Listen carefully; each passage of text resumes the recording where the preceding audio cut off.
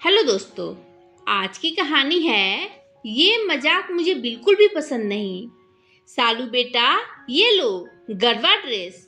अमृता ने अपनी 8 साल की बेटी से कहा। ड्रेस को देखते ही सालू उदास होकर अमृता की तरफ देखने लगी और कहा, लेकिन माँ ये ड्रेस क्यों? मुझे तो दूसरी चाहिए थी। अमृता ने प्यार से सालू से कहा, लेकिन बेटा ये भी तो अच्छा ही है और अभी तो आपको स्कूल फंक्शन के लिए सिर्फ चाहिए। तो सालू ने मन मारकर ड्रेस पहन ली और जैसे ही तैयार होकर सालू बाहर आई, उसको उसके चाचा मोहन ने चिढ़ाते हुए कहा, फिर से पहन ली अपनी बहन सुभी की ड्रेस। ओह बेचारी सालू, देखा, इसलिए कहता हूँ कि भाभी तेरी माँ नहीं, वो तो सिर्फ तेरी दीदी सुभी की माँ है। तभी तो उसको नए कपड़े और तुम्हें उसकी उतरन मिलती है। इतने में उसकी बुआ रश्मि भी बोल पड़ी, तुझे तो एक औरत ने दिया था उठाकर भाभी को कचरे के पास से। कहते हुए रश्मि और मोहन दोनों साथ मिलकर हंसने लगे।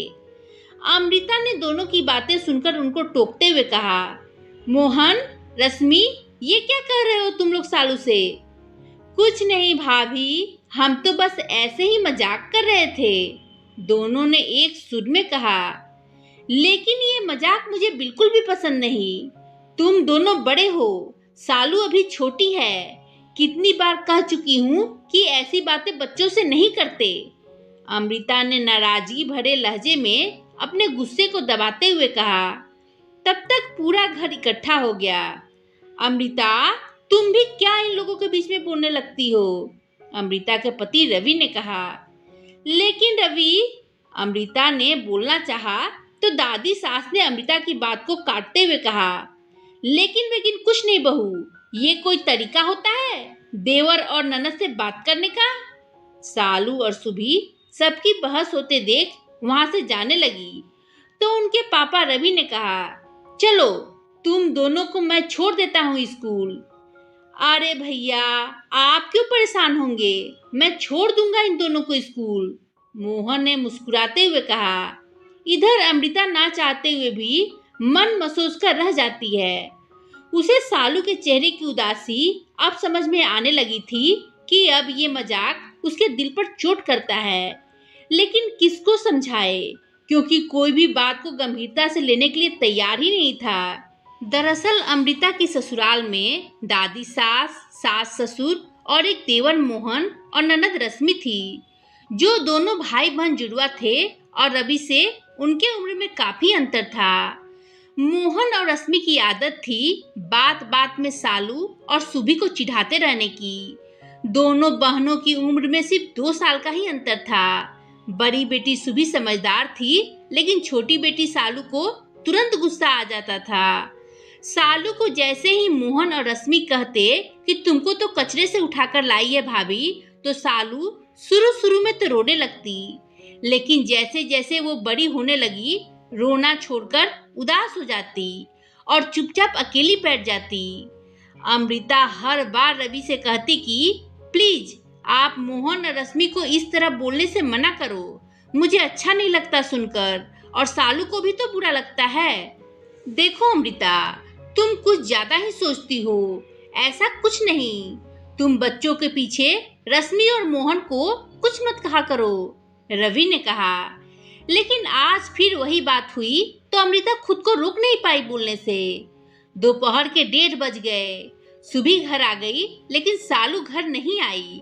सालू को सुभी के साथ ना देखकर अमृता ने पूछा, सुभी, सालू कहाँ है? सुभी बोली, पता नहीं माँ, बस में नहीं देखा तो मुझे लगा कि वो पहले ही घर आ गई चाचू के साथ। इतना सुनते ही अमृता की आंखों से झरझर आंसू गिरने लगे। कांपते हाथों से अमृता ने रवि को फोन किया और पूरी बात बताई।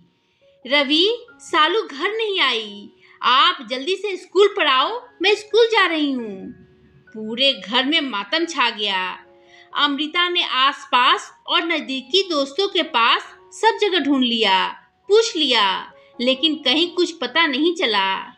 स्कूल कैंपस के कैमरे को भी चेक किया गया, लेकिन कहीं कुछ पता नहीं चल पा रहा था। रवि ने पुलिस में शिकायत दर्ज कराई और घर आ रहे थे कि तभी अमृता ने कहा, रवि, एक और बार स्कूल के रास्ते से देखते हुए चलते हैं। प्लीज, कहाँ चली जाएगी अकेली मेरी छोटी सी बच्ची? भूखी प्यासी पता नहीं कहाँ है। कहते हुए अमृता के आंसू थमने का नाम ही नहीं ले रहे थे। रवि ने अमृता को फूट फूट कर रोता देख गाड़ी स्कूल की तरफ घुमा ली। तभी अमृता की नजर कार के लेफ्ट साइड लगे कांच पर गई। उसे सालू के गरबे की ड्रेस का दुपट्टा दिखाई दिया। उसने रवि को घबराते हुए अचानक से कहा, रवि, कार रोको जल्दी। कार रोकते ही अमृता तेज कदमों से दौड़ती भागती हुई जाने लगी तो रवि ने जल्दी से कार के गेट को बंद करते हुए कहा, अमृता, रुको, बोलो तो क्या हुआ? कहाँ जा रही हो? अमृता भागकर सड़क के किनारे इकट्ठा किए कचरे के ढेर के पास पहुंची तो देखा सालू वहां बैग के ऊपर सिर रखकर सोई है। अमृता ने भागकर गोद में उठाया तो उसका पूरा बदन तप रहा था और वो नींद में ही बड़बड़ा रही थी। दीदी की उतरन सिर्फ मुझे ही क्यों माँ? मैं जानती हूँ मैं आपकी बेटी नहीं हूँ। मुझे मेरी असली माँ के पास जाना है। रवि ने सालू को अपनी गोद में उठाकर कार तक लेकर आया और कार में अमृता उसे अपनी गोद में लेकर बैठी। एक तरफ उसे जहां अपनी बेटी मिल जाने की खुशी थी, वहीं दूसरी तरफ उसकी हालत देखकर उसका और रवि का कलेजा मुंह को आ गया। अमृता के आंसू रुकने का नाम नहीं ले रहे थे। रवि और अमृता उसको अस्पताल लेकर गए। उसको डॉक्टर को दिखाया तो डॉक्टर ने कहा, देखिए, बच्ची की तबीयत ठीक नहीं, उसको अभी तो हल्का बुखार है और उसको किसी बात का बहुत गहरा सदमा लगा है। आप घर ले जा सकते हैं, लेकिन बात जानने की कोशिश कीजिए और उसको खुश रखिए। अमृता ने रवि की तरफ देखते हुए कहा, देख लिया अपनी मनमानियों का नतीजा। मैं कहती रही तुमसे कि आजकल सालू उदास रहती है। बच्चे से ऐसे मजाक नहीं करते। बच्चों का मन बहुत कोमल होता है, लेकिन तुमने मेरी एक न सुनी। अमृता लगातार रोए जा रही थी सालू को देख देख कर। इधर रवि निरुत्तर आत्मग्लानि में डूबा हुआ। किससे क्या कहे, क्योंकि उसने सोचा भी नहीं था कि मजाक इतना सीरियस रूप ले लेगा। सालू को डॉक्टर ने थोड़ी देर बाद घर भेज दिया। रवि और अमृता सालू को घर लेकर आए। सालू होश में आई तो अमृता और रवि को देखते ही उसने मुंह फेर लिया। तब अमृता ने अपने आंसुओं पर काबू करते हुए कहा, अरे मेरी सालू बेटा, अपनी मम्मी से नाराज है क्या? लेकिन क्यों? मैं तो चॉकलेट लेकर आई थी, वो भी अपनी गुड़िया रानी की फेवरेट वाली। लेकिन सालू ने कोई भी उत्साह या खुशी नहीं दिखाई। उल्टा दो टूक बोला, मैं आपसे नाराज नहीं हूँ, बल्कि मैं तो अपनी रियल मम्मी से मिलना चाहती हूँ। सालू बेटा, मैं ही आपकी रियल माँ हूँ, प्लीज ऐसा मत कहो। कहते हुए अमृता सालू को अपने सीने से लगाकर रोने लगी। तब रवि ने कहा, सालू, आप हमारी ही बेटी हो। आपको किसने कहा कि आप हमारी बेटी नहीं हो? तो सालू बोली, अच्छा, तो जब आपके सामने मुझे चाचू बोल रहे थे कि मैं आपकी बेटी नहीं, तब आपने ये बात क्यों नहीं बोली? क्यों हर बार दीदी के पहने हुए कपड़े मुझे पहनने होते हैं? जब मैंने मना किया कि मैं चाचू के साथ नहीं जाऊंगी स्कूल, आपने मुझे डांटकर क्यों भेजा? इसलिए ना, क्योंकि मैं आपकी बेटी नहीं हूँ। अमृता रवि की तरफ देखने लगी और रवि निरुत्तर सालू को एकटक देखे ही जा रहा था कि जिसे वह हंसी मजाक समझ रहा था, उसको सालू ने हकीकत मान लिया था। तब अमृता ने खुद को संभालते हुए उठकर अलमीरे से एक एल्बम निकाल कर लाई। उसमें उसके बचपन की ढेरों तस्वीरें थी। अमृता और रवि एक एक कर सालू को सारी चीजें दिखा रहे थे। फिर अमृता ने कहा, अच्छा सालू, आप एक बात बताओ, आपको ये क्यों लगता है कि आपको हम दीदी की उतरन देते हैं? आपको पता है, जब मैं छोटी थी तब तो मैं खुद ही अपनी दीदी के कपड़े पहन लिया करती थी, और दीदी भी तो आपके पहने हुए सॉक्स, फ्रॉक पहनती है ना। जब आप स्कूल फंक्शन में पार्टिसिपेट करती हो तो भी तो हम रेंट पर ही कपड़े लेकर आते हैं। जानती हो क्यों? क्योंकि वो कपड़े हम ज़्यादा इस्तेमाल नहीं करते, तो उनके लिए हम उनको रेंट पर लेते हैं। उसी तरह लहंगा, पार्टी वियर कपड़े, कुछ ऊनी कपड़े, गरबा की ड्रेस कुछ ऐसे कपड़े हैं जो हम सिर्फ साल में एक आध बार या कभी कभी तो एक बार के बाद दोबारा नहीं पहनते। बस इसलिए मैंने आपको वो कपड़े पहनने के लिए दिए। लेकिन अगर आपको ये बात इतनी खराब लगती है तो प्रॉमिस, मम्मा आपको कभी वो कपड़े पहनने के लिए नहीं देगी। लेकिन आपको तो सुभी दीदी कितना प्यार करती है, आपके लिए चाचू और बुआ सभी से फाइट करती है कि नहीं नहीं, सालू तो सिर्फ मेरी बहन है। आपके साथ तो दीदी चॉकलेट, अपनी पेंसिल, रबर, टॉय सब कुछ शेयर करती है कि पहले सालू लेगी फिर मैं लूंगी। बहनों में एक दूसरे की चीजें शेयर करना या एक दूसरे के कपड़े पहनना उतरन नहीं, केयरिंग और शेयरिंग होती है, जो लगभग दुनिया की सभी बहनें करती है।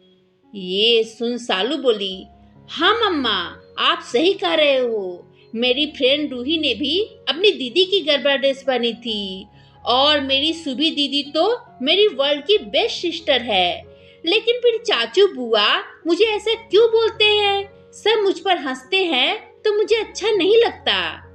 तब रवि ने सालू को गोद में लेकर कहा, अब आपको कोई भी आगे से ऐसा नहीं कहेगा, ना ही कोई आप पर हंसेगा। ये पापा का प्रॉमिस है आपसे। लेकिन आप प्रॉमिस करो, अब आप कभी ऐसा नहीं करोगी। और इधर कमरे से बाहर सब सालू को देख रहे थे। तभी दरवाजे पे खड़े मोहन ने कहा, और चाचू भी वादा करते हैं कि अपनी प्यारी सी गुड़िया के साथ कभी ऐसा मजाक नहीं करेंगे। आई एम सॉरी सालू, आप हम सबकी जान हो। यही आपके मम्मी पापा है और मैं आपका चाचा। ये आपका घर है, लेकिन मैंने बहुत बड़ी गलती कर दी। तभी रश्मि भी बोली, हाँ भाभी भैया, मैंने भी गलती कर दी। हम दोनों सॉरी कहते हैं। आप लोगों ने बहुत बार समझाया, लेकिन हम नहीं माने। लेकिन आज मजाक बहुत भारी पड़ गया। ओह, तो आप सब मिलकर मुझे फूल बना रहे थे, सालू ने खुशी से चहकते हुए कहा। तभी सबने एक साथ मिलकर कहा, हाँ। तो सालू खुशी से अपनी मम्मी पापा के गले लगते हुए बोली, आई लव यू मम्मा पापा। दोस्तों, इस कहानी से हमें यही शिक्षा मिलती है कि परिवार के हर सदस्य को बच्चे से बहुत सोच समझकर कोई बात बोलनी या कहनी चाहिए, क्योंकि उनका कोमल मन कब किस बात को दिल से लगा बैठे ये हम नहीं जान सकते। अगर बच्चा आपसे कोई कंप्लेन या बात बता रहा है तो उसकी बात पर गौर करें और उसको समझाएं, लेकिन मजाक की हद तक ही करें। एक बात को बार बार मजाक में भी ना दोहराएं। तो दोस्तों, आपको ये कहानी कैसी लगी कमेंट कर बताएं। कहानी पसंद आई हो तो लाइक शेयर करें और मेरे चैनल को सब्सक्राइब कर बेल आइकन दबाना ना भूलें, जिससे कि मेरी कहानियाँ आपको लगातार मिलती रहे। धन्यवाद दोस्तों।